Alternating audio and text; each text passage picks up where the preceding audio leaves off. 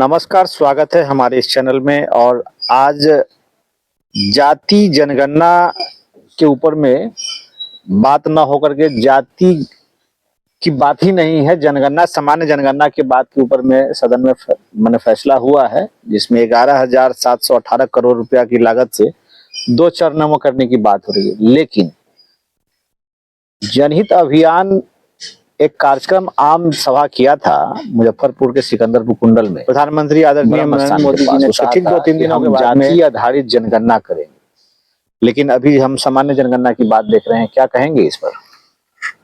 देखिए, हमारे प्रधानमंत्री जी वैसे ही फरवरी में घोषणा नहीं की, क्योंकि आज से देश में जाति जनगणना का आंदोलन जनहित अभियान के राष्ट्रीय संयोजक राज नारायण जी के नेतृत्व में कॉन्स्टिट्यूशन क्लब नई दिल्ली में सैकड़ों सम्मेलन हुआ। उस सम्मेलन में पिछड़ों के पॉलिसी नायक समाजवादी नेता शरद यादव जी, धरती पुत्र मुलायम सिंह यादव जी, समाजवादी नेता रामविलास पासवान जी, लालू जी, अनवर अली साहब, हुकुमदेव यादव, इन सैकड़ों नेता, प्रोफेसर, माननीय डॉक्टर साहब आंदोलन में शरीक हुए।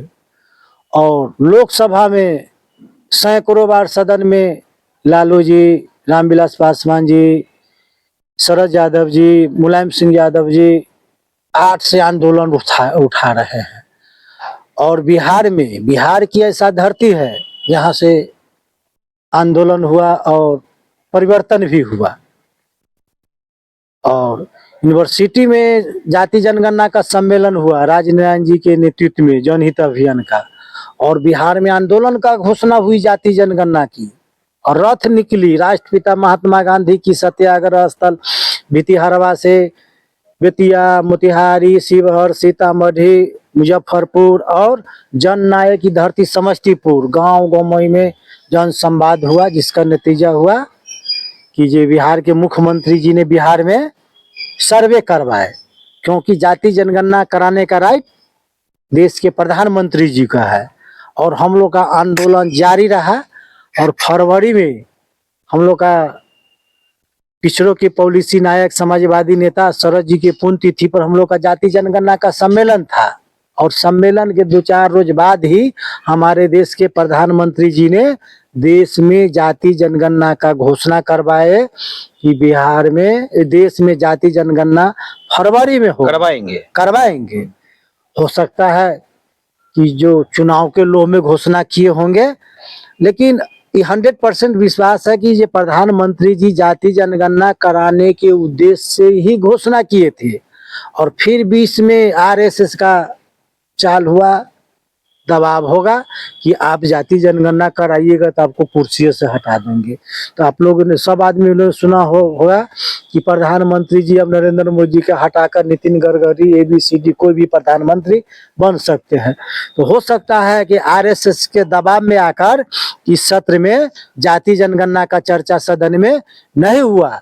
लेकिन नहीं होने से कर्मा जनहित अभियान के रुकने वाली नहीं है। आज से आंदोलन जाति जनगणना। अब क्या करेंगे अगर जाति जनगणना नहीं होती है, सामान्य जनगणना? क्योंकि 2021 में ये जनगणना होना था, अभी 4/2025, अभी 25 चल रहा है, 4 साल तो पहले ही ये डिले हो चुका हुआ है। और अब जनगणना होने जा रहा है।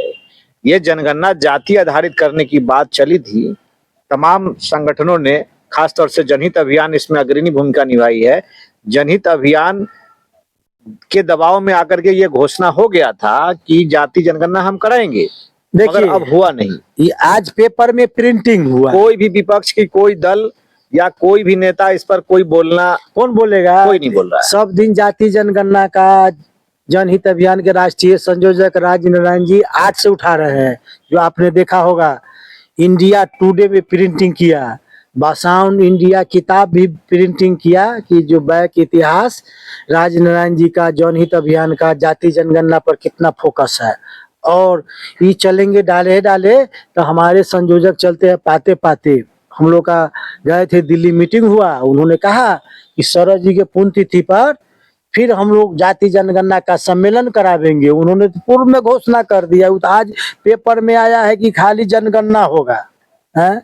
हमारे जनहित अभियान के राष्ट्रीय संयोजक पूर्व में 1 महीना पहले कहे थे कि मुजफ्फरपुर में सम्मेलन कराइए जाति जनगणना पर, शरद जी के पुण्यतिथि पर, और पूरा गांव गंवाई में फिर आंदोलन चलेगा, ईंट से ईंट बजेगा, क्योंकि पता चल जाएगा। अब हमको बताइए लोहिया जी, 25 सीट पा करके आज विपक्ष बना हुआ है ना, और विपक्ष कुछ भी आवाज नहीं दे रहा है।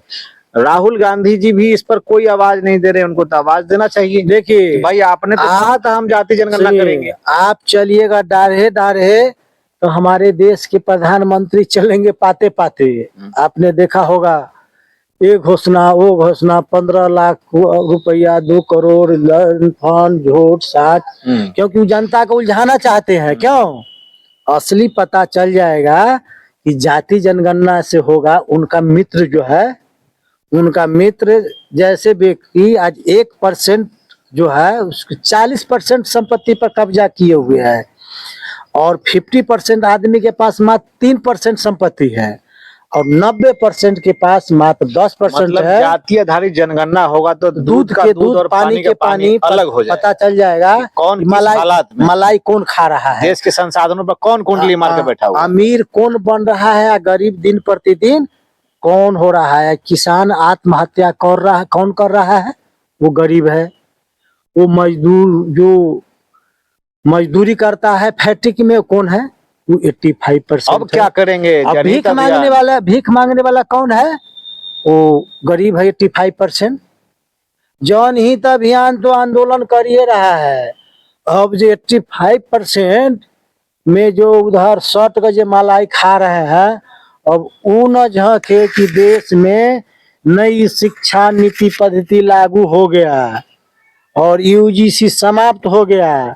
अब मुझे हमारे कदम में कदम मिलाकर नहीं चलते थे, उनका अधिकार अब समाप्त हमारे देश के आरएसएस वाले ने कर दिए। अब पताका फहरा गया और देश में दिन प्रतिदिन अब किसी का चलने वाला नहीं है। सारा संस्थान EBCD। एक बात अश्विनी वैष्णव ने एक बात और बताया है कि बिहार देश में आजाद भारत से पहले, माने गुलाम भारत की बात कर रहे हैं, ब्रिटिश काल की बात कर रहे हैं, कि ब्रिटिश काल में अंतिम जाति जनगणना जो हुई थी वो 1931 में हुई थी, और उसके बाद आजाद भारत में नहीं हो सकी। उन्होंने जाति जनगणना करने के बाद में वो लास्ट टाइम में वो कॉलम जो था, वो कॉलम जाति का कॉलम हटा दिया था, हटा दिए। तो क्या देश से जाति खत्म हो गई? देश में जितनी भी जो गैर बराबरी है या असमानता है, उसके पीछे भी जाति का मामला है। देखिए, आप देखे होंगे जाति खत्म तो नहीं होगी, क्रम में गरीबे खत्म हो जाएगा। जाति क्रम को अगर देखते हैं कि जिसको आप निम्न श्रेणी में जिस जाति को देख लीजिए तो उसकी स्थिति देख लीजिए, मध्यम श्रेणी वाली जाति का स्थिति देख लीजिए, और अपर श्रेणी वाले जाति का स्थिति देख लीजिए, तमाम तरीके का विविधता आपको अंतर दिखाई देगा। देखिए, बिहार में देश में 11 सालों से सरकार है और महंगाई दिन प्रतिदिन बढ़ रहा है। इस महंगाई को झांकने के लिए हमारे प्रधानमंत्री जी गए ढंग से हिंदू मुस्लिम, अब ये वोटर सुधारो, एक गलत वोट हर है, जहाँ जहाँ चुनाव होता है हमारे अमित शाह कहते घुसपैठी है, वहाँ घुस जाता है। अब घुसपैठी पकड़ाता नहीं है। ये देश को, जनता को उलझाना चाह रहे हैं, क्योंकि सीमा से ज्यादा देश में महंगाई है, बेरोजगारी है, किसान आत्महत्या कर रहे हैं, युवा आत्महत्या कर रहे हैं, किसी से छुपा हुआ है। फिर बिहार में लीजिए उनका सत्ता चला गया।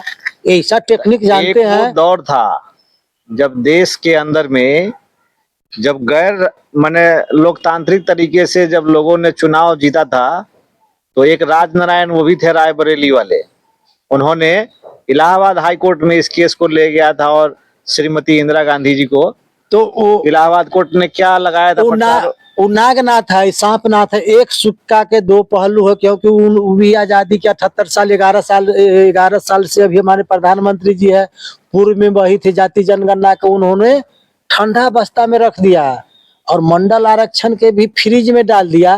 तो जनता 85% भी उनको फ्रिज में डाल दिया।